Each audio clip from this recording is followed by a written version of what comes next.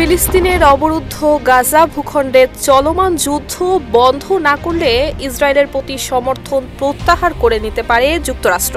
এমনটাই হুঁশিয়ারি দিয়েছেন মার্কিন প্রেসিডেন্ট ডোনাল্ড ট্রাম্পের ঘনিষ্ঠ সহযোগীরা। ১৯ মে এক প্রতিবেদনে এমন তথ্যই জানিয়েছে মার্কিন সংবাদ মাধ্যম ওয়াশিংটন পোস্ট।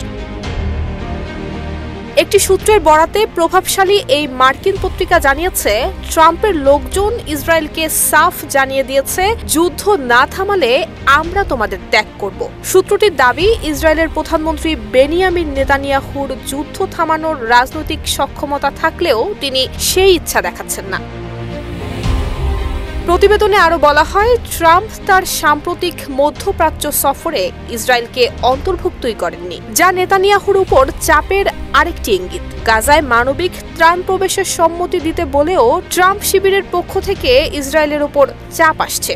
ক্ষুধার্ত শিশু এবং মরতে থাকা মানুষের ছবি আমাদের মিত্ররাও সহ্য করতে পারছে না, এমন মন্তব্য করে সীমিত আকারে গাজায় ত্রাণ প্রবেশের অনুমতি দিয়েছিলেন নেতানিয়াহু। তবে সম্প্রতি ইসরায়েলি মন্ত্রিসভার বৈঠকে নেতানিয়াহু এই সিদ্ধান্তকে মাত্র একটি কৌশলগত বিষয় বলেই তুলে ধরেছিলেন, যেন এতে রাজনৈতিক দায় না পড়ে। মাঠের অলরাউন্ডার আমি, আর ঘরের অলরাউন্ডার টাইলক্স।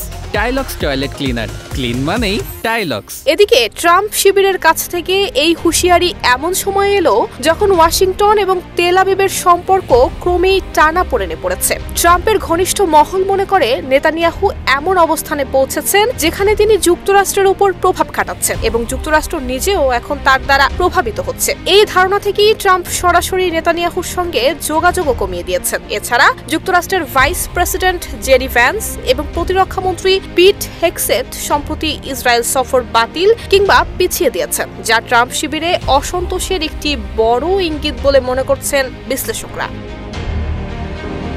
নুসরাত জাহান মেহেক, ঢাকা পোস্ট।